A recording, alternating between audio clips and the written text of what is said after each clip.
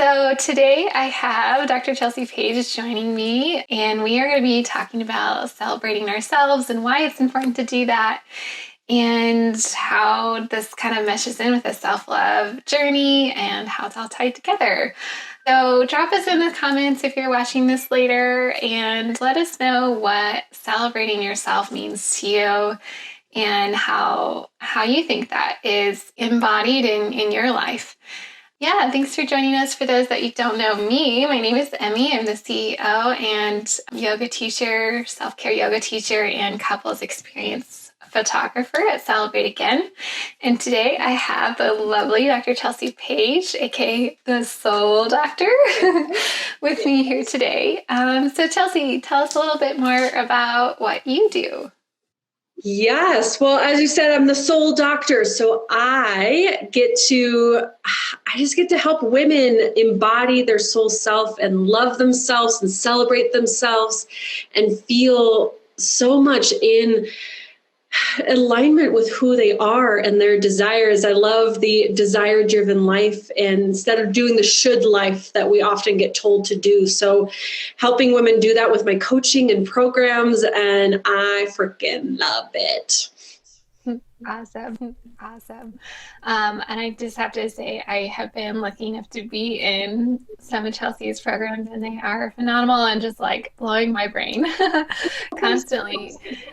It's actually funny. Chelsea and I actually met as I was doing branding photos for her, and she was talking about her ideal client, and I was like, stop it. You just described myself. I remember that. You're like, that's me. Yeah. So yeah, I love that our paths have crossed and been able to support each other in our journeys as you as a coach and as a photographer and yoga teacher. I'd love to know, since you are, a specialist in this area, intimacy coach, tell me more about how does living out celebration help our bodies? Oh my gosh, that's such a good question. I think, well, celebration is, and I'm going to actually quote one of my mentors, Melanie Ann Layer. She says, celebration is a party thrown in the name of gratitude. And I love this quote because we want to have gratitude for our lives. And when we are really embodying gratitude and celebrating our lives, then our bodies feel good. Life is meant to feel good. And when we're celebrating things and acknowledging life and just any celebrations, big or small, like say doing this live today with you, that gets to be celebrated. It gets to be a fun thing in that sense. And it's meant to feel good. Life is meant to feel good, and our bodies get to feel good too. So we want to invite just more celebration into our life, although I know it can be a hard thing to do. Yeah, definitely. Along those lines, why do you feel like it's hard for people to celebrate? Mm-hmm. I used to be someone that did not celebrate a lot. So because, and so many of us women do this because there can be this, it feels uncomfortable to celebrate ourselves. It can feel, well, I don't deserve that, or it wasn't big enough. Or sometimes what happens, something like our perfectionist side comes in and says, well, it should have been this way, therefore I shouldn't be celebrating myself because it didn't actually reach my expectations of what I have. But what we want to do instead is allow those celebrations and have a sense of opening and safety around it. But so many of us don't feel like it's safe to actually be open, and to celebrate and have gratitude requires opening of our hearts and our souls. And if a lot of us have been hurt in the past, then we actually close ourselves up and we close ourselves off to the feel good, to the celebrations, to our desires, to pleasure, to all the things. We become on like system lockdown is what happens. And unfortunately, celebration gets locked down with those things too. Yeah. Yeah, I totally agree that, in my own experience, that's happened too. Like just in large amounts of grief, as I've personally battled chronic illnesses, that in a lot of that grief, it's hard to celebrate. It's hard to even get to that place of gratitude. And like even when people would like be like, oh, you just need to think positive thoughts, or you need to be grateful, and it's like I wanted to sucker punch those people in the face. Like, you know what I'm going through. Um, but so yeah, how do you recommend people stay open even when on the really hard down days? I know you have had your own share of trouble in life, and it's like how do you stay open to daily celebration and daily gratitude even in the midst of all of that really hard stuff? Yes, and so many of us have had the stuff, the crap in the past and currently, and the hardness of life. And what happens is, how do I say this?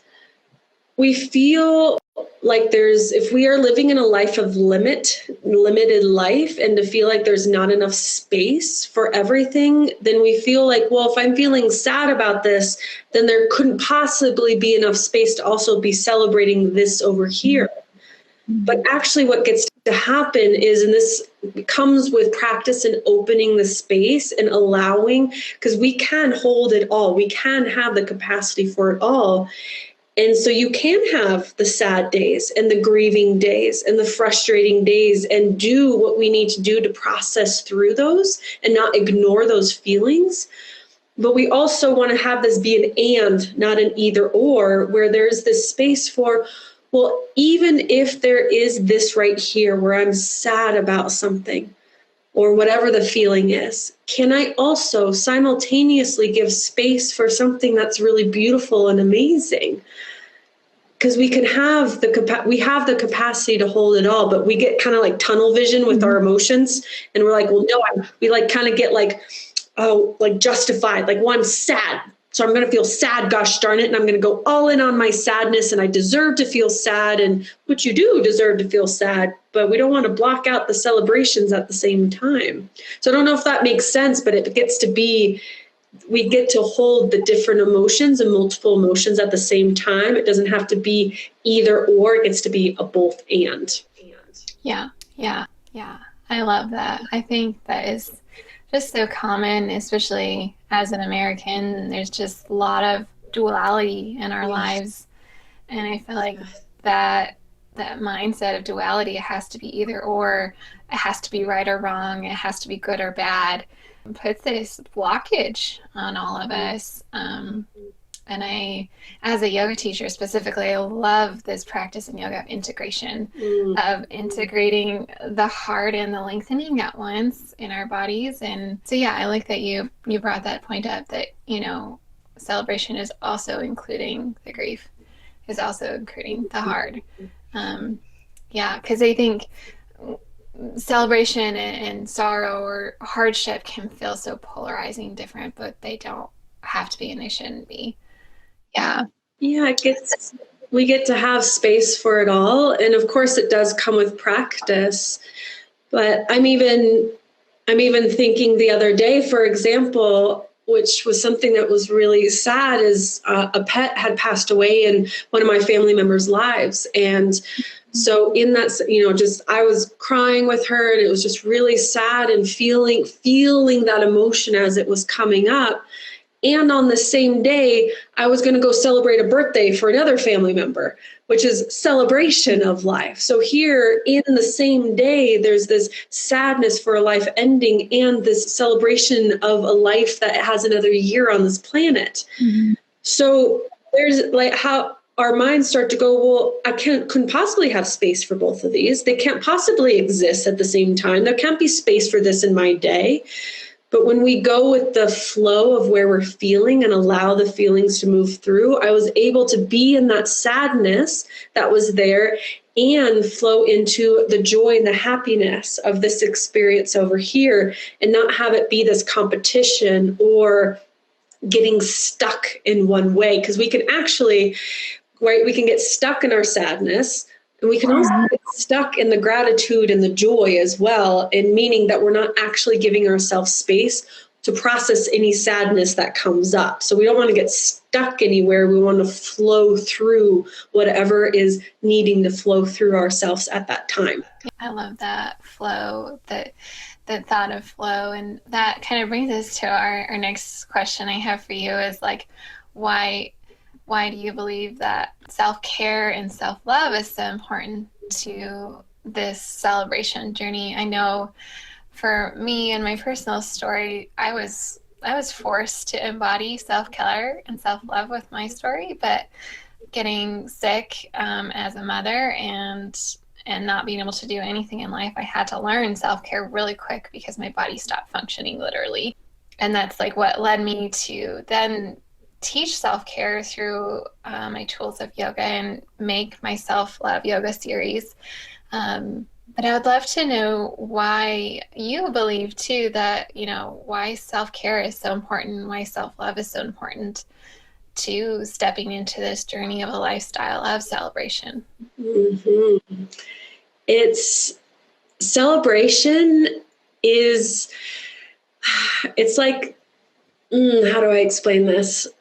It's like the climax of self-love. It's the epicness of self-love. When we're able to let the celebration in, that's like pure self-love that's coming into ourselves, because it's all of that flow of the happy and the pleasure and the joy and all the yumminess of life. Mm-hmm. And self-love, that they go hand in hand. Celebration is self-love and self-love is celebration. Every time we do things like the self-care, like the bubble baths or the yoga or journaling or meditation or crying because we need to cry, or taking a nap, or asking for a hug from a partner, any of those pieces, those are all acts of celebration of ourselves. We're celebrating ourselves by giving space for ourselves. And when you're giving space for yourself, that is love. So it's all part of this continuum. And we want to make sure that, we can go through the motions of self-love and self-care, like yoga, we just like go through the motions.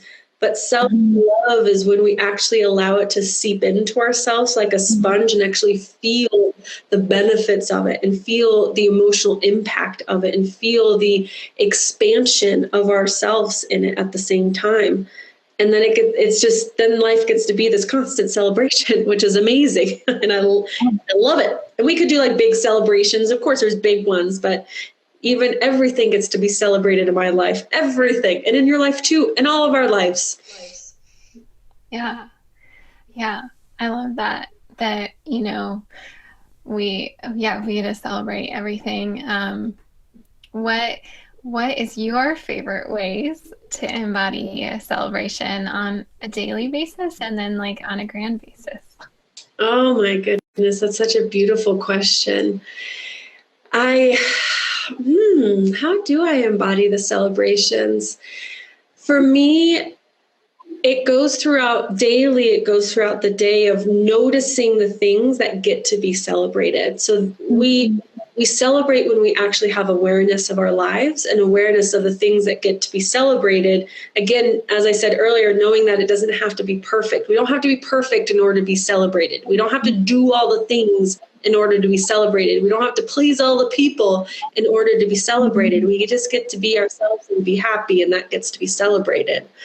Yeah. So for me, kind of more of the like maybe mini celebrations is just noticing, just telling myself kudos and good jobs and that feels so good, and throughout the day, and celebrating myself in that sense more of through feel and through my words that I tell myself. So this is where self-love and celebration start to kind of overlap with each other. Yeah.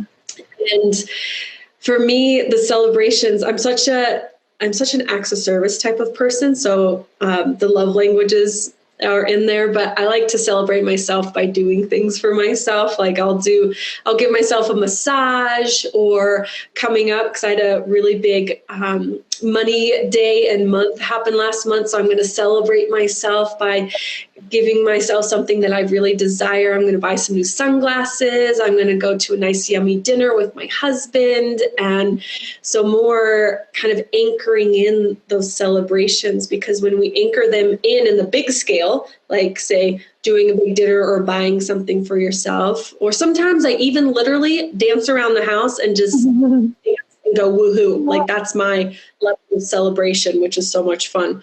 Like anytime like something happens, like my husband will see me run around the house and he's like, oh my gosh, she's celebrating again. You need to have like a score when that happens. But it's when we actually do the celebrations, because that word that you use too is how do you embody it? That's the whole point. We want to embody the joys of life, because there's so much to enjoy in life if we actually slow down enough to be aware and then embody it and take it in. Yeah. I love that. I know for myself too. Like I love just anytime there's a moment of celebration, it's always a dance party, a mini dance party that goes on. Yeah, and I think, like you said, that just awareness piece is so important to cultivate too. It's like before we can even get to celebration, we have to have awareness. And I think so many of us can just live in kind of this survival mode and going and I think you used this term once of like being a robot and be bopping around. I think that was a Chelsea quote.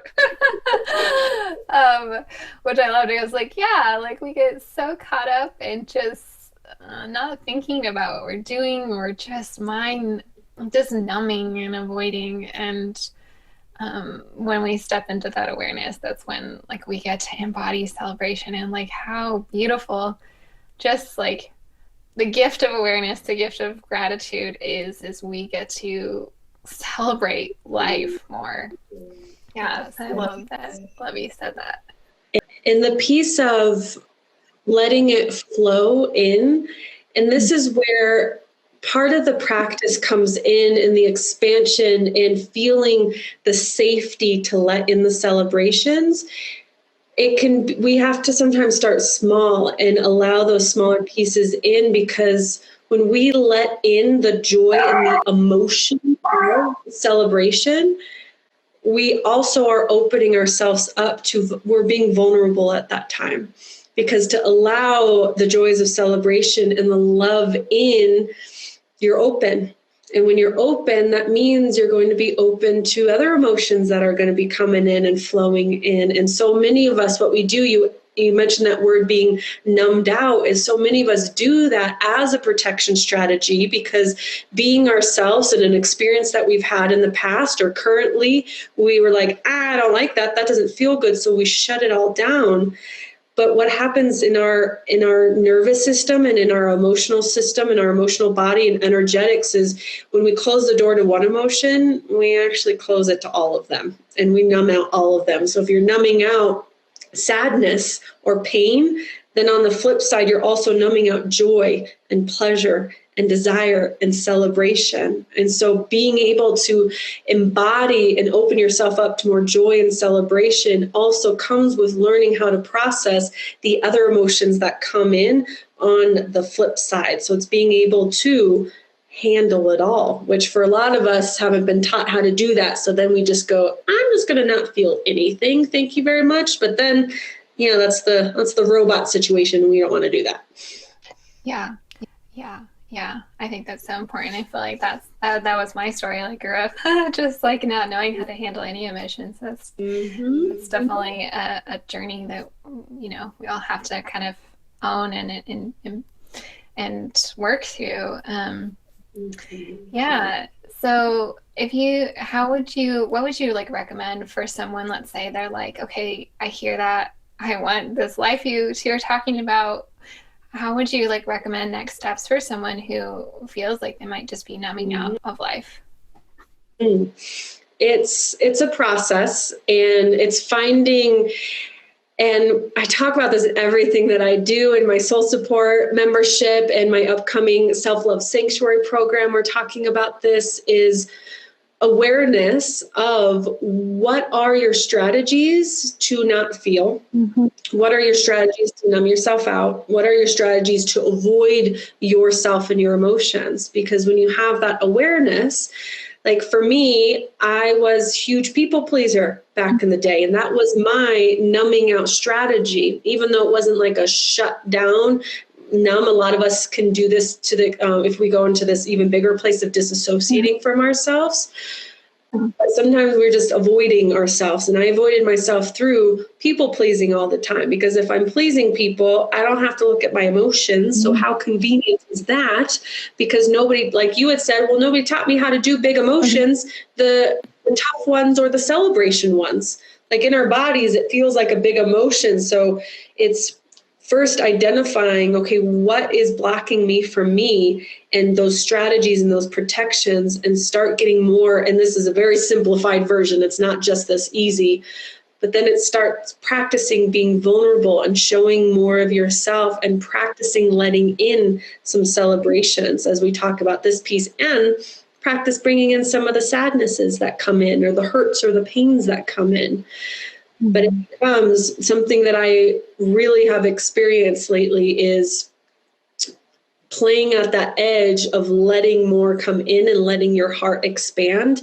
And it's sometimes it can be uncomfortable. It's literally like, when you're working out and you're building muscle, and some of the muscle kind of tears and it's uncomfortable, but then it builds and it grows and it becomes stronger and bigger. It's the same thing with our emotional capacity and our energetic capacity. As we get more, the more we step into our vulnerability, the stronger that we get, and the more emotions that we can hold, and the more celebrations we can hold, the bigger ones that we can hold, the more love we can hold, even the more sadness we can hold if it comes through and it doesn't feel like such a big thing.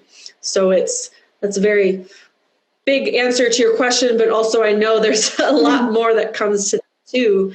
But it's learning to hold more emotion in your body, and practicing it with more vulnerability, and taking whatever small steps you need to do to make sure that happens.